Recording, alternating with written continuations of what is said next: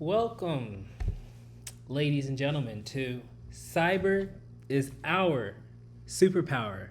Yes, it is a superpower. No ands, if, or buts. Anyway, today, this is part one on Stuxnet. I was on YouTube earlier today, just listening to it, and yeah, there's I guess it's already been known, but a virus, a program, whatever you want to call it, we're gonna find out what it is today. But yeah, pretty much it was developed by America, even though we denied it, but also with Israel. So we developed a hack just to hack nuclear power plants, if I'm not mistaken. Yeah, and the people, I guess I should say, the professionals who tried to debug it or discover about the 0 days in it, it took them like 3 months, and I guess typically it takes them like a couple days or even a day or two on a lot of these 0 days. So I think it had like three or something. Anyway, I don't know, but that's why we're gonna find out. But this is the first video. I was going to look at a better article, but unfortunately, the article's behind a paywall. So, what can you do, right?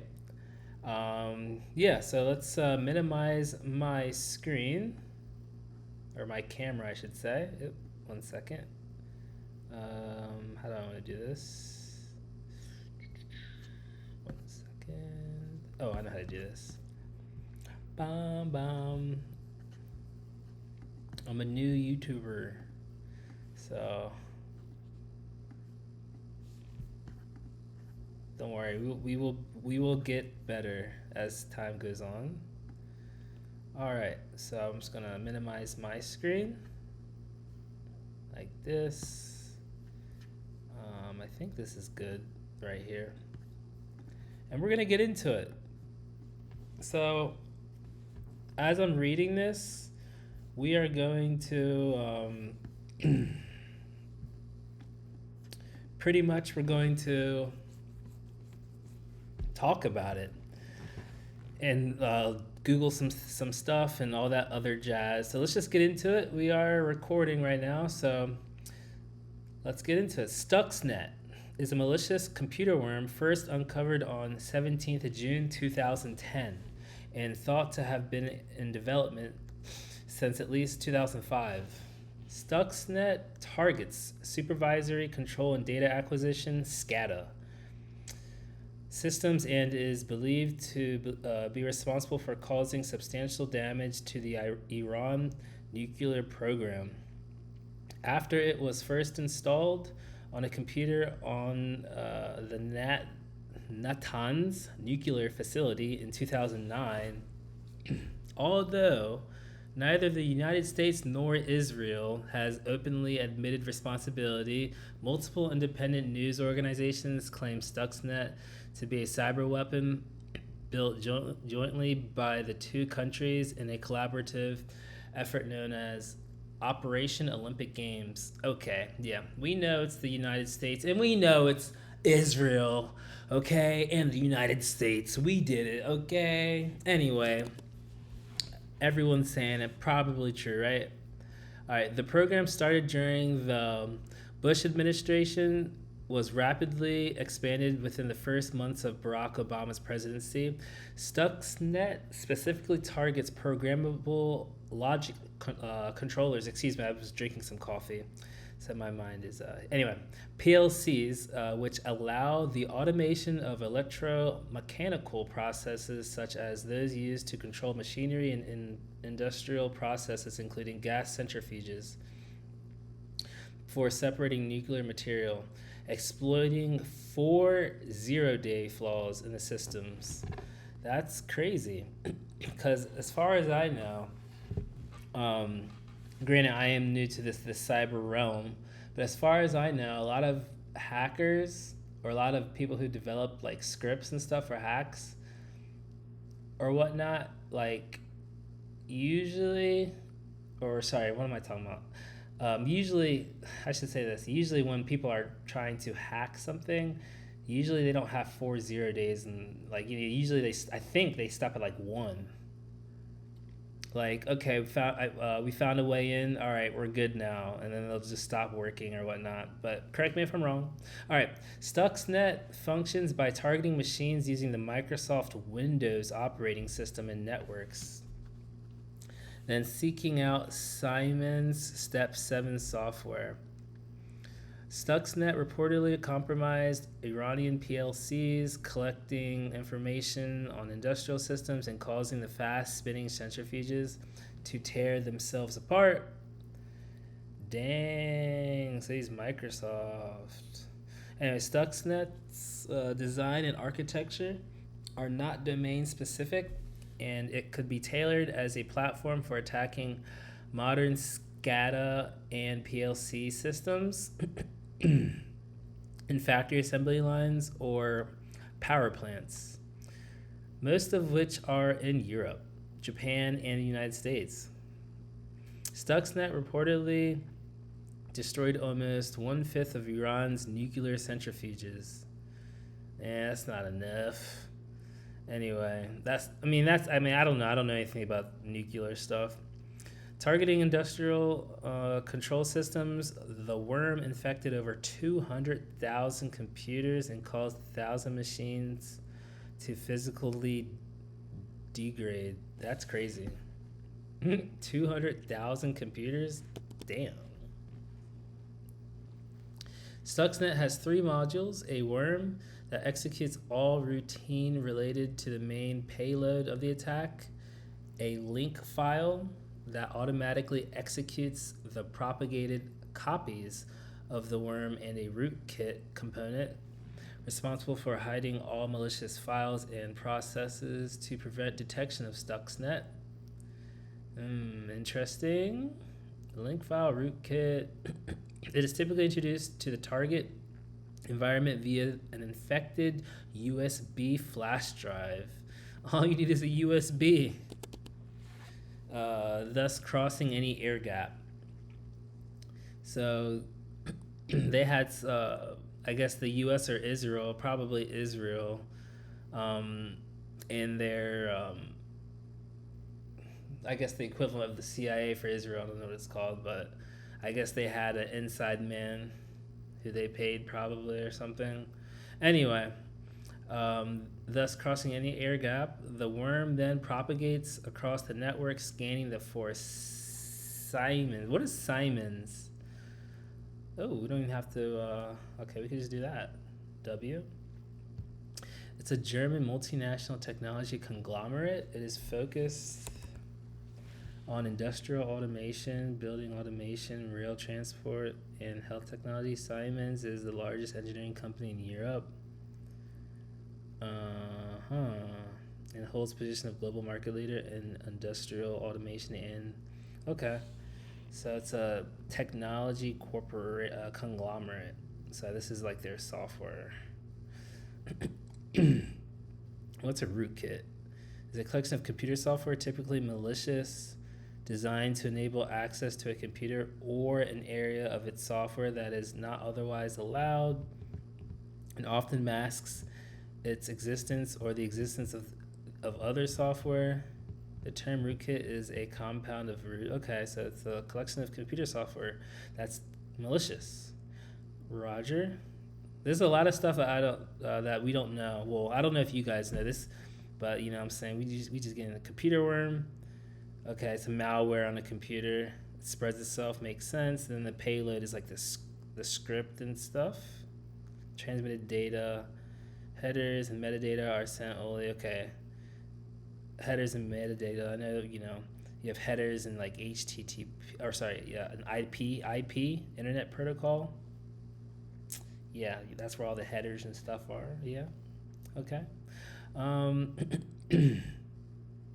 In the absence of either criterion, Stuxnet becomes dormant inside the computer. If both the conditions are fulfilled, Stuxnet introduces the infected rootkit onto the PLC in step 7 software, modifying the code and giving unexpected commands to the PLC while returning a loop of normal operation system values back to the user. Okay, so the PLC is like the board where all the chips or, the circuits and stuff are on. Gotcha. At least I'm pretty sure that's what it is, yeah. All right, let's go to Discovery. Stuxnet, discovered by Sergey Ulasin from a Belarusian antivirus company, Virus Blockada. Apologies if I say that wrong. Initially, spread via Microsoft Windows and targeted Siemens industrial control systems. While it is not the first time that hackers have targeted industrial systems, nor the first publicly known intentional act of cyber warfare to be implemented, it is the first discovered malware that spies on the subverts industrial systems, and the first to include programmable logic controller, PLC rootkit. Yeah, so I work in robotics right now, and I went to school for robotics as well. But anyway, PLC, yeah, we definitely use logic controllers for robotics. All right. The worm initially spread indiscriminately, but includes, so that's I don't know how they did that, but we'll find out. Maybe we'll find out because we're going to look at the architecture and stuff. So the worm initially spreads indiscriminately, but includes a highly specialized malware payload that is designed to target only Siemens supervisory control and data acquisition, SCADA. So it targets the supervisor controls and data acquisition that are configured to control and monitor industrial processes. Stuxnet infects PLCs by subverting the Step 7 software application that is used to program these devices. So what is Step 7? First of all, you gotta love Wikipedia, because I don't even have to Google this stuff. It's all here. So this is a Step 7. This picture. This is in Russian. Okay. Don't ask me what we're looking at. I mean, we know what we're looking at. Sorry. So, supervisory control and data acquisition, human-machine interface system for Siemens, SCADA, which we did talk about, the supervisory control and data acquisition. So this is used to monitor and control physical processes. So let's go here. This is a little bit out of my realm, but it looks like these are physical processes right here. 1, 2, 3, 4, 5, 6, 7, 8, 9, 10, all the way to 20. It looks like they have times. 927 is probably a time. Down here, this looks like a gauge of some sort, D5. Anyway, yeah, so that's Step 7. So pretty much,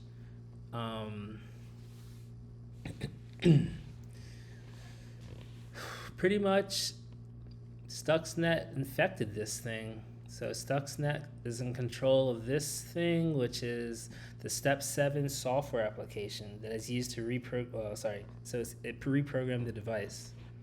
So it's pretty much PLC stuff. Okay.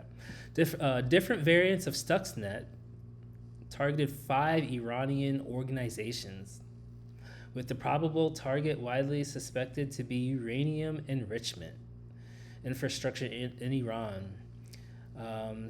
Symantec noted in August 2010 that 60% of the infected computers worldwide were in Iran. Dang, so 40% of Stuxnet is rampant somewhere else. Simon stated that the worm caused no damage to its customers, but the Iran nuclear program, which uses it's embargoed illegally. Simon's equipment procured secretly was damaged by Stuxnet, so they were already doing illegal. Well, they were already doing illegal stuff over there in Iran. Okay, Kaspersky Lab concluded that the sophisticated attack could only be conducted with nation-state support. F-Secure chief researcher Mikko Hyponen, Finnish guy, when asked if possible nation-state support were involved, agreed that's what it would look like. Yes.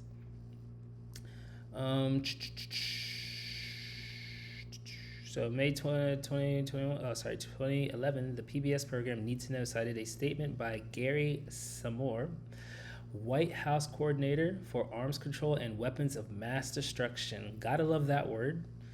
In which he said, we're glad the Iranians are having trouble with their centrifuge machine, and that we, the United States and its allies, are doing everything we can to make sure that we complicate matters for them.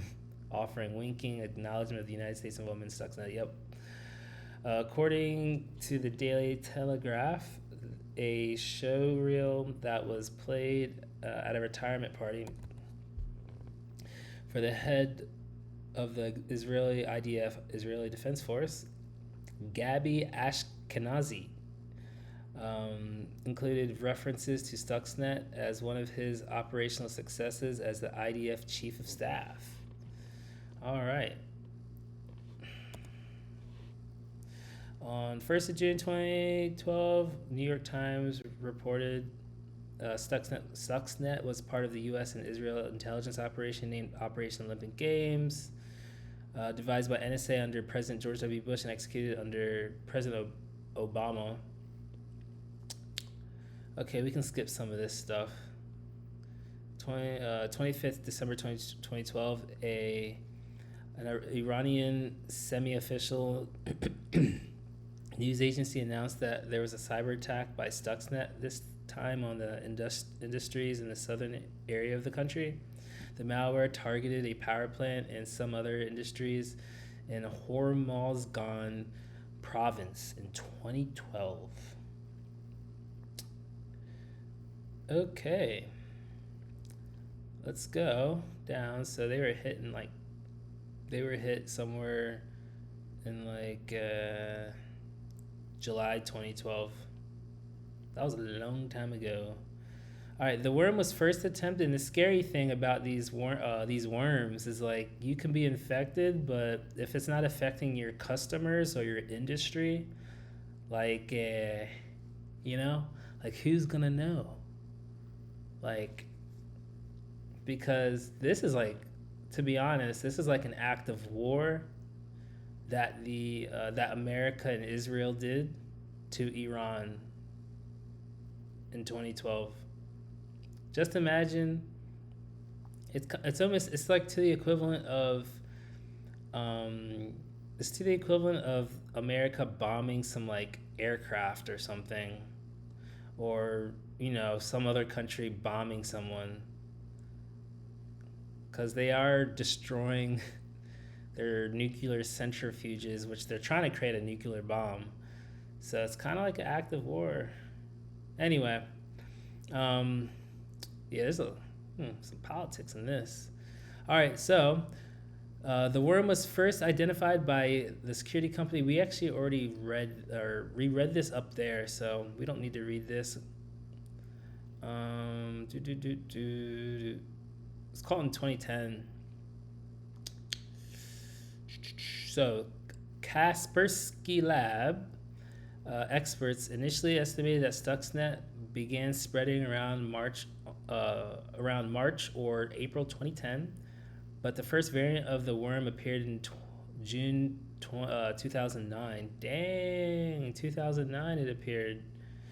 On 15th July 2010, the day the worm's existence became widely known, a distributed denial of service attack targeted the servers of two leading mailing lists on industrial system security.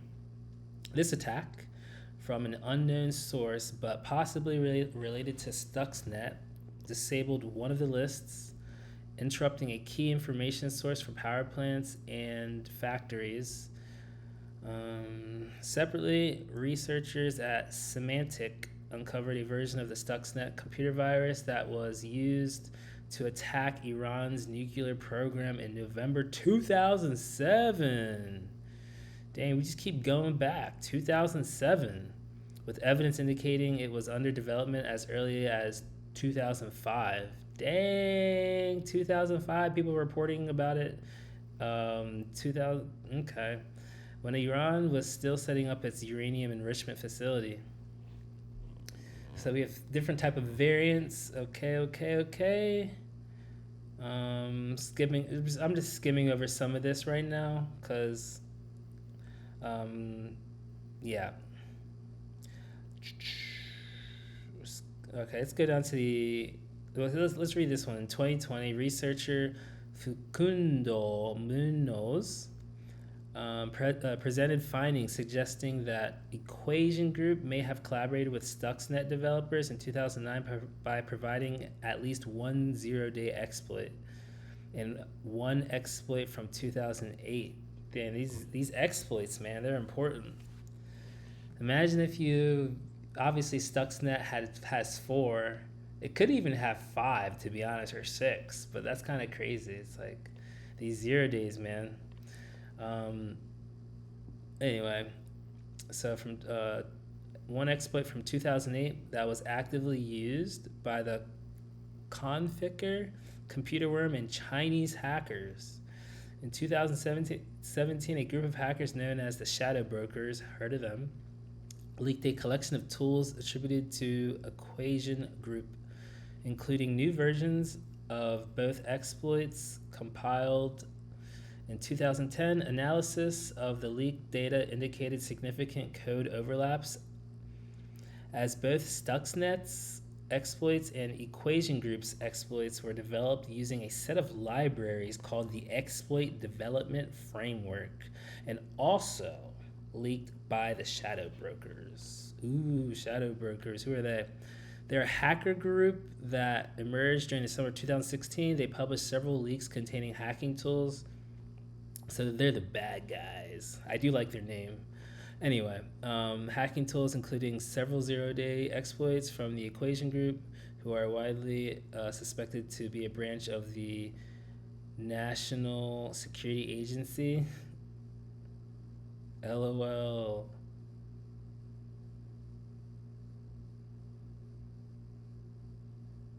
Interesting. Huh. So wait, are they working with the Equation Group? Anyway, let's keep going.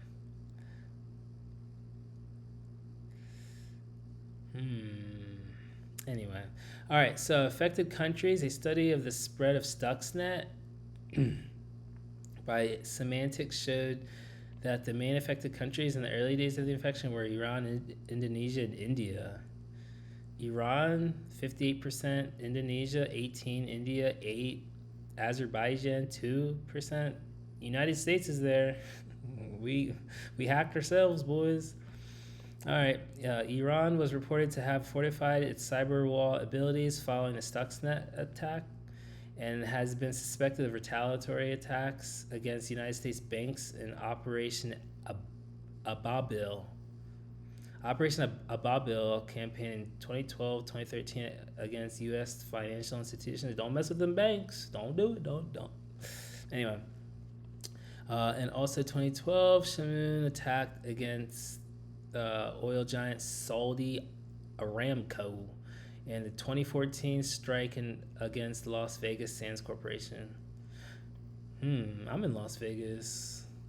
All right. Anyway, Operation, unlike most malware, Stuxnet does little harm to computers and networks that do not meet specific configuration requirements. The attackers took great care to make sure that only their designated targets were hit. It was a marksman job. Dang, so they had to know the whole architecture of what they were attacking. You know they had an inside job or inside man, because you can try to guess the arc. I mean, yeah, or you know, they enumerated the, I don't know, they did some stuff.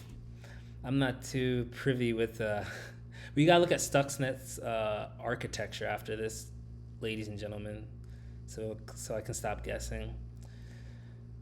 All right, so for its targets, Stuxnet contains, among other things, code for a man-in-the-middle attack that fakes industrial process control sensor signals, so an infected system does not shut down due to detected abnormal behavior. Such complexities is unusual for malware. The worm consists of a layered attack against 3 different systems. So it's a layered attack. The Windows operating system, Siemens PCS 7, WinCC. What's WinCC? We know what step 7 is. WinCC, it's kind of like the same thing. And step 7, industrial software applications that run on Windows, and 1 or more Siemens S7 PLCs. Let's see how much we got, ladies and gentlemen. We're at Windows infection right now. We got a lot to go, kinda. All right, let's keep it. Maybe I'll make this 4 videos. Maybe I'll make this 4 videos. I just got off of work, so your boy's kind of tired, even though I just drank coffee. All right, how much time we at? 27 minutes? Dang.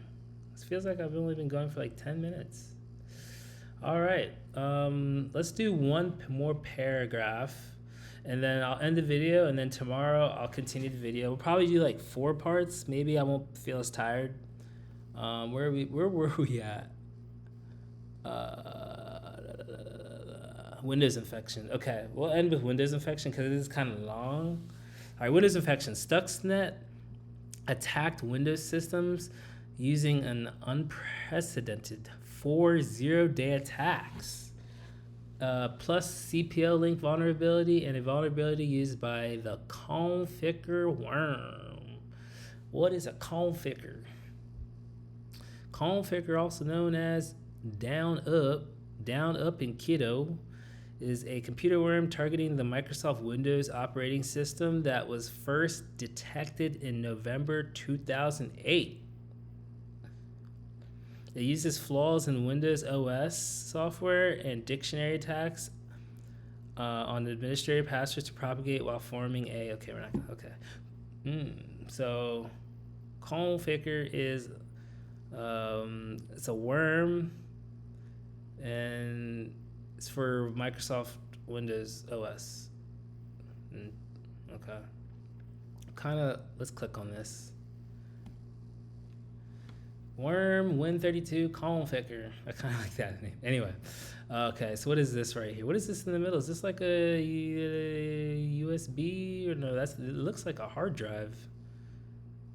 Anyway, all right. So computers within a network that have a weak password and without latest security, so brute force type of stuff. Without latest security update, antivirus softwares are infected with the worm. Computers that have unsecured open shared files without latest security. Yep, guys, update your computer. The reason why you get hacked most of the time is your computer's not updated. So without strongest password, latest security. Computer with strong password, secured shared folders. Okay, this is just saying how it can infect. Okay, yeah, let's get out of that.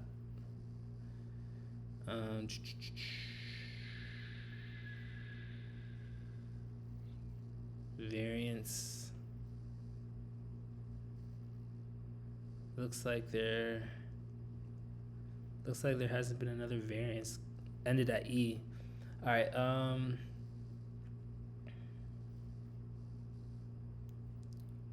Let's go back. Okay, it is initially spread using infected removable drives such as USB flash drives, which contain Windows shortcut files to initiate executable code. The worm then uses other exploits and techniques such as peer-to-peer remote procedure call, RPC. Peer-to-peer remote procedure call. I don't even know what that is. RPC. I've actually done this in like a lab before when I was practicing. Remote procedure protocol. Remote procedure call. So when a computer program causes a procedure subroutine to execute a different address space of the current process, commonly on another computer on a shared computer network, which is written as if it were a normal local procedure call. Okay, without the program explicitly writing the details for the remote interaction, that is, the programmer writes essentially the same code, whether the subroutine is local to the executing program or remote. This is a form of server interaction. Caller is client, executor is server, typically implemented via a request response message passing system in the object-oriented programming paradigm. RPCs are represented by remote method invocation, RMI. The RPC model implies a level of location transparency, namely that calling procedures are largely the same whether they are local or remote, but usually they are not identical. So, local calls can be distinguished from remote calls. Remote calls are usually orders of magnitude slower and less reliable than local calls, so distinguishing them is important. Okay. So basically, computer program just pretty much, I guess it causes a procedure, aka subroutine, to execute at a different address space of the current process. Commonly, I'm reading it again because commonly on another computer on a shared computer network. All right. Definitely got to see an example. But yeah, procedures, subroutines, gotcha. All right, to infect, so we're right here. Peer-to-peer remote procedure to infect and update other computers inside private networks that are not directly connected to the internet. The number of zero-day exploits used is unusual, as they are highly valued in malware creators. Sorry, I was speaking Japanese right there.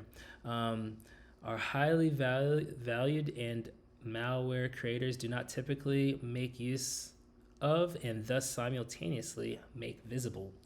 4 different zero-day exploits in the same worm. All right, we're going to call it right there. I appreciate your whoever's watching, you're awesome. Tomorrow we will continue. I think we're just going to make this Wikipedia. We'll do probably, I guess, we'll make part 5, but this is the first part. But yeah, I decided to choose this just to look at, just because this literally changed the game. Changed the game on what's possible when it comes to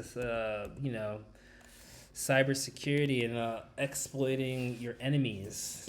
So yeah, big deal when it happened. I know it's been many years, but people are still talking about Stuxnet. And yeah, I'll see you guys tomorrow for another video. Later. Be good. Peace. Cyber is our superpower.